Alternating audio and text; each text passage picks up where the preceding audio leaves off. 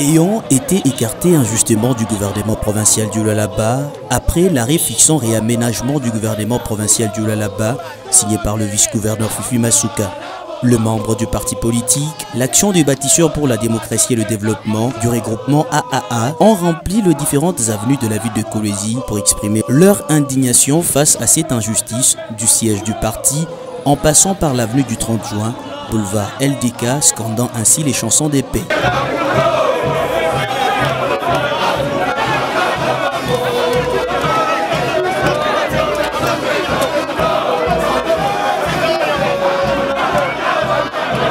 Informée de cette marche, la police nationale congolaise est venue les encadrer du boulevard LDK en passant par les tunnels de l'alternance Lusanga, direction Assemblée provinciale du Lualaba.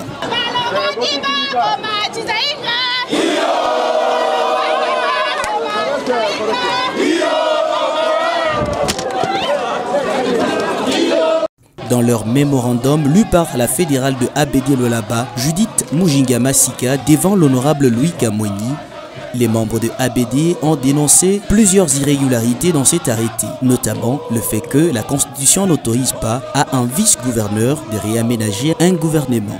En effet, après lecture minutieuse du arrêté grande et notre surprise de constater ce qui suit. Notre parti politique a été écarté des consultations, puis des réaménagements qui n'a tenu compte ni de son poids politique en province, au sein du regroupement politique AA Bar Petita, où il est le seul à compter 2 députés provinciaux, ni de son appartenance à l'Union sacrée de la nation, vision imprimée par le président de la République, chef de l'État, Félix Antoine Tshisekedi Tshilombo, que nous soutenons indéfectiblement. Cet arrêté est malvenu puisqu'il intervient au moment où le ministre provincial des Mines a adressé une lettre à son Excellence, Madame la vice-gouverneure de la province du Lualaba, pour dénoncer l'usurpation des fonctions de M. John Doka Kasongo Dilomono, lettre à laquelle elle n'a jamais répondu jusqu'à ce jour. Honorable Président, le fait de garder ce brave ministre du nouveau gouvernement, n'est-ce pas une fuite en avant? Cet arrêté a été signé en violation de la loi, car un vice-gouverneur n'est pas autorisé à réaménager ou à remanier un gouvernement provincial. Surtout que, pour le cas de figure, le titulaire est sur le territoire national, il n'est pas frappé d'aucune sanction. Judith Mujinga Masika dénonce par ailleurs que, sur ces mêmes arrêtés, la vice-gouverneure joue 2 rôles. Elle est vice-gouverneur et gouverneur en même temps.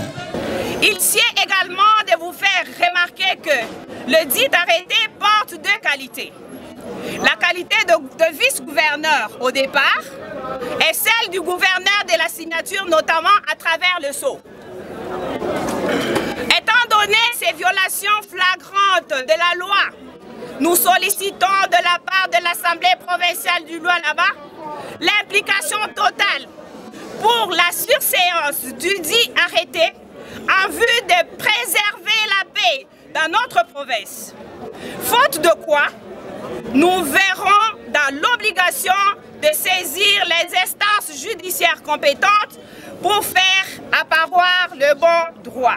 Pour sa part, le président de l'organe délibérant, l'honorable Louis Kamweni, promet de se saisir du dossier pour répondre aux inquiétudes. Ce qui nous arrive aujourd'hui dans la province,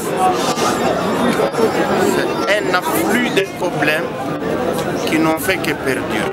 En ce qui concerne le problème du ministre des Mines, ne vous imaginez en aucun instant que l'Assemblée provinciale a croisé les bras. Non.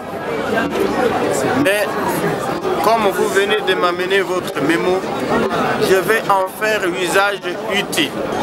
La suite que j'aurai sera portée à votre connaissance. Merci pour la démocratie. Merci. Certains Lualabais se disent déçus de la gestion de la province actuelle et dénoncent par ailleurs le double jeu que jouerait le président de l'Assemblée provinciale qui lui-même a recommandé un membre influent de son cabinet qui a été nommé ministre de l'Agripel.